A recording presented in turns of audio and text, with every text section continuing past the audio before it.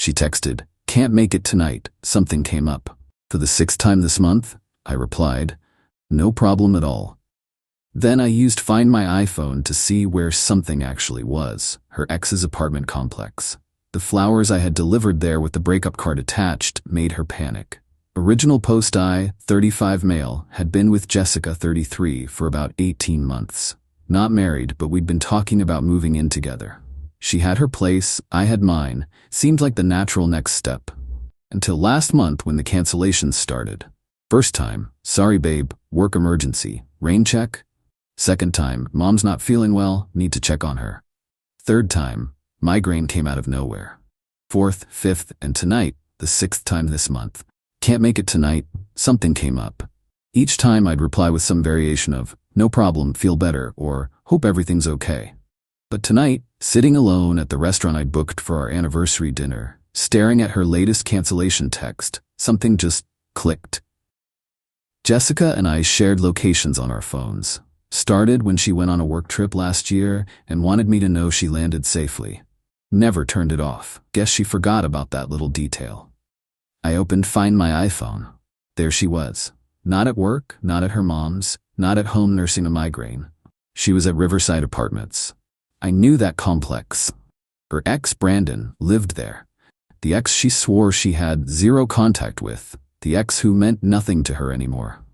I sat there for a good 5 minutes, watching that little dot stay perfectly still at his building.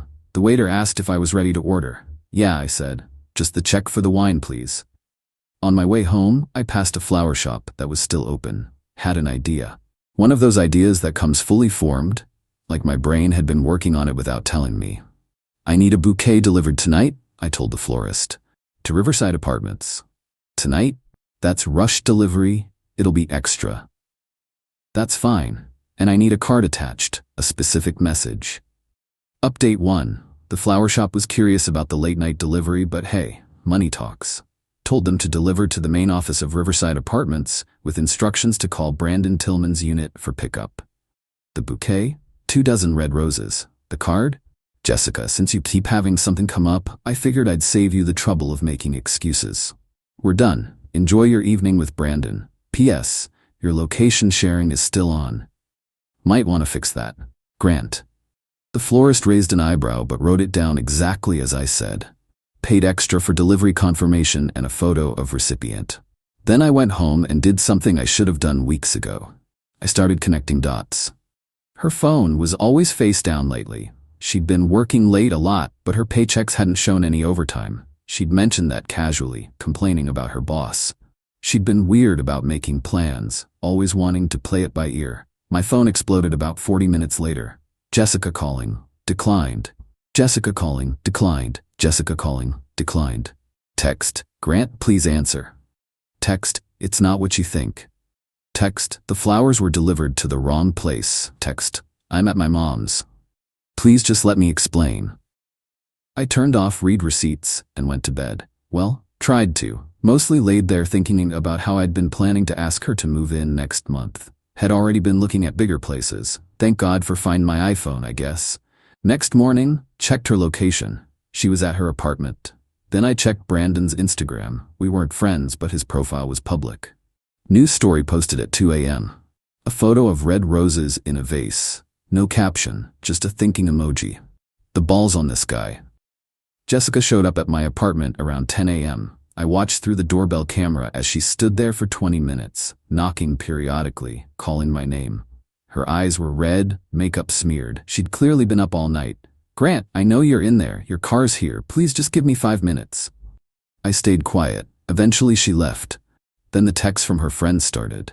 "Megan, what did you do to Jessica? She's hysterical." "Seriously? Flowers with a breakup note? That's cold." Vanessa, "Jessica made a mistake, but she loves you. Don't throw away something good over a misunderstanding." A misunderstanding, that's what they were calling it. I replied to Vanessa since she was the most reasonable of the bunch. Misunderstanding? She was at her ex's apartment when she was supposed to be our anniversary dinner. Her location showed her there for 3 hours. What exactly am I misunderstanding? Vanessa, she was just talking to him. He's been going through stuff. Me. Ah, yes, the kind of talking that requires canceling 6 dates in a month. Got it. She didn't reply. Update 2. Jessica ramped up her efforts. Started showing up at my work. Security wouldn't let her in, badge required, but she waited in the lobby. For 4 hours. My coworkers were eating this up, watching through the glass doors as she sat there with coffee and puffy eyes. Dude, just talk to her, my colleague Rob said. She looks destroyed. She looked pretty comfortable at Brandon's place 2 nights ago. Maybe there's an explanation? Rob, what explanation makes this okay? Please, I'm dying to hear it. He didn't have one. Finally went down at lunch mainly because my boss was starting to give me looks about the distraction in our lobby. Jessica jumped up when she saw me. Grant, thank God. Please just listen. You have 2 minutes, and we're talking right here in public. She glanced around at the people pretending not to watch. Can we at least go outside? 1 minute 50 seconds. Okay. Brandon texted me last month. His dad died. He was struggling, needed someone to talk to.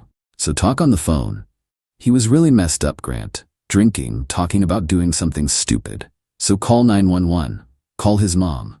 Call literally anyone except the girlfriend who swore she had no contact with him. I was trying to help.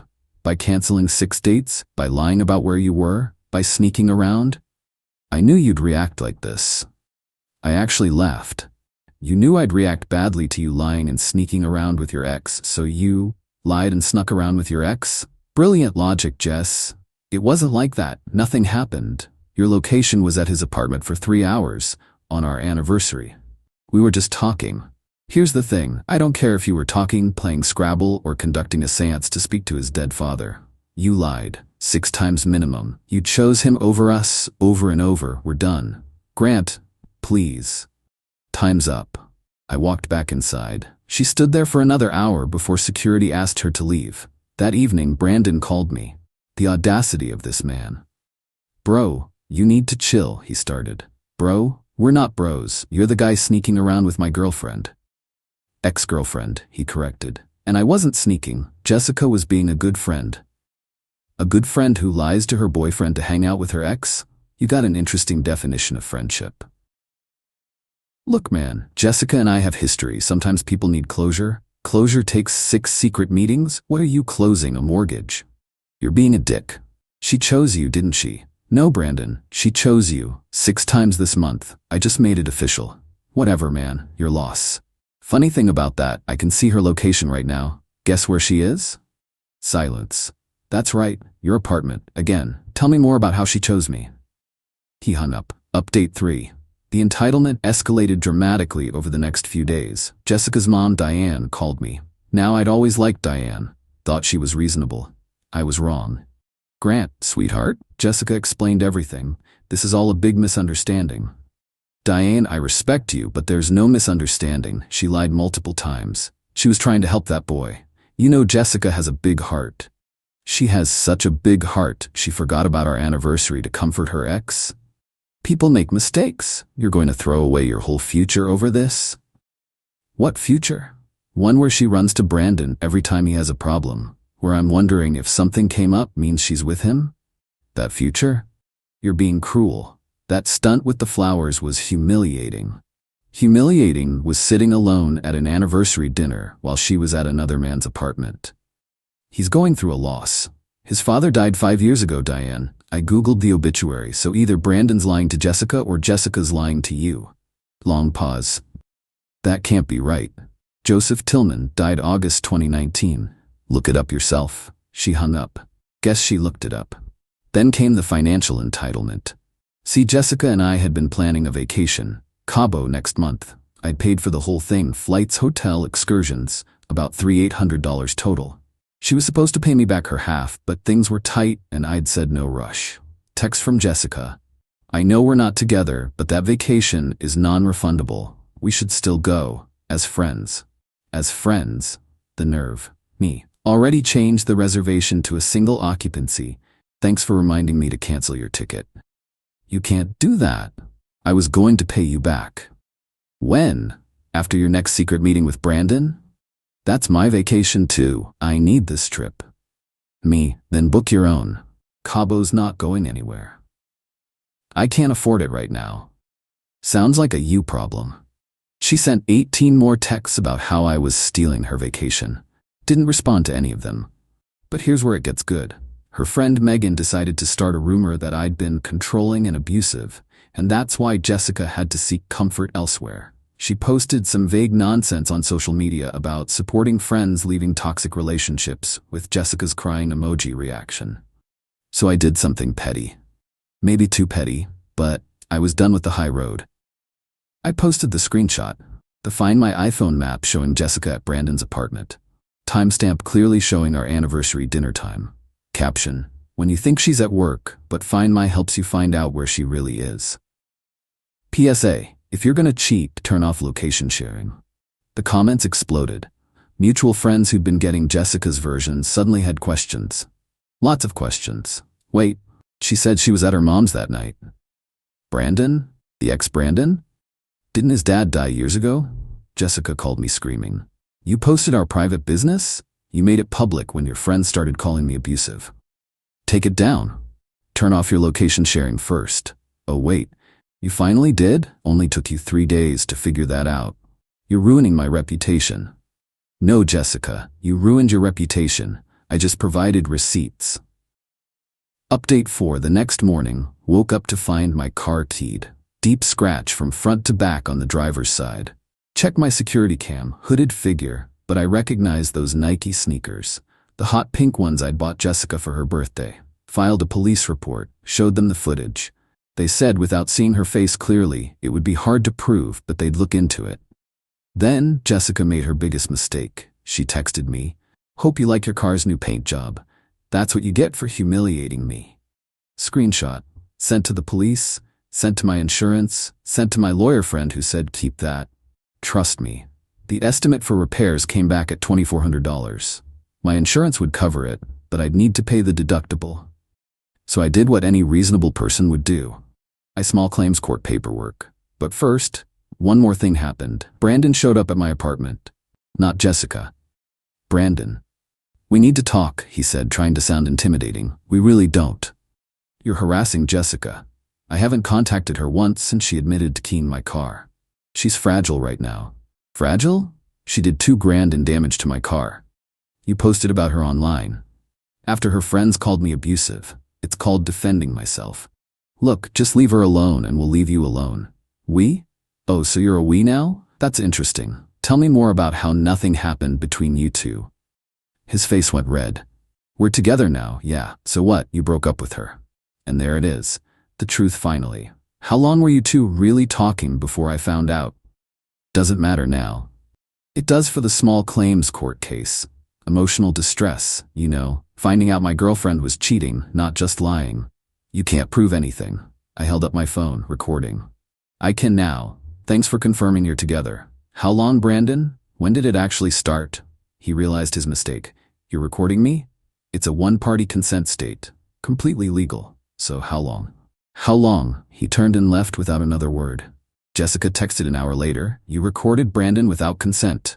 That's illegal. I'm calling the cops." Me. One-party consent state. Google it. See you in court. Court? Me. Small claims. Car damage plus emotional distress. Your boyfriend just admitted to the affair on camera. My lawyer says I have a solid case. Radio silence after that. Update 5. Final. The small claims court date came up 2 weeks later. Jessica showed up with Brandon. Big mistake bringing him. The judge did not like that. I presented the security footage of someone in her distinctive shoes keying my car, her text admitting to it, the estimate for repairs, screenshot of her location at Brandon's during our anniversary, the recording of Brandon admitting they were together now, text records showing the pattern of cancellations and lies. Jessica tried to argue I'd emotionally abused her by posting her location online. The judge asked, "Did you lie about your whereabouts?" It was complicated. Yes or no? Were you at this man's apartment when you told the plaintiff you were elsewhere? Yes, but, and did you damage his vehicle? I was emotional. That's a yes. Judgment for the plaintiff, $20,400 for vehicle damage, $600 for court costs and time off work. Jessica started crying. Brandon stood up. "This is bullsh." "Sir, sit down or be removed," the judge warned. "She can't afford that." then she shouldn't have damaged property. Outside the courthouse, Jessica approached me one last time. Grant, please, I can't pay this. Payment plan's an option.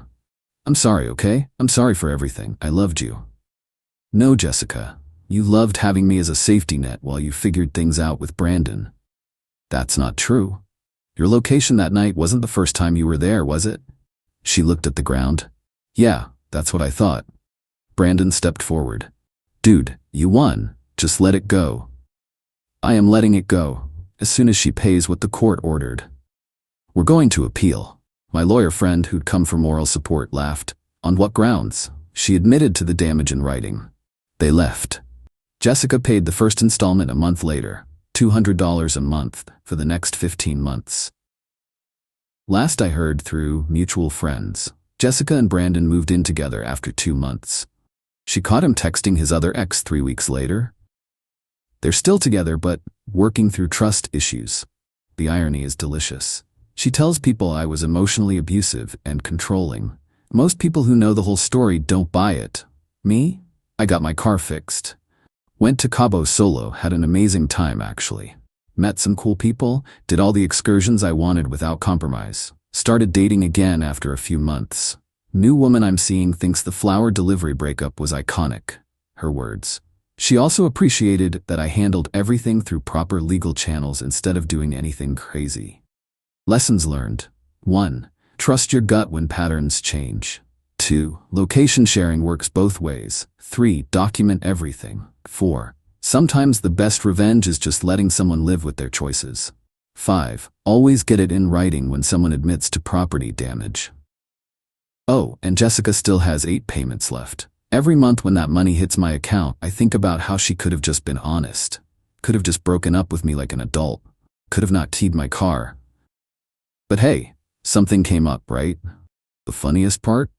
I still get notifications sometimes. Jessica's payment of $200 has been received. Brandon's probably paying it. The ex she ran to now has to pay for the damage she did over him. Poetic justice? Maybe. Expensive lesson for her? Definitely. Worth it to find out who she really was before we moved in together? Absolutely. Sometimes the bullet dodges you. You just have to be smart enough to stay out of its way.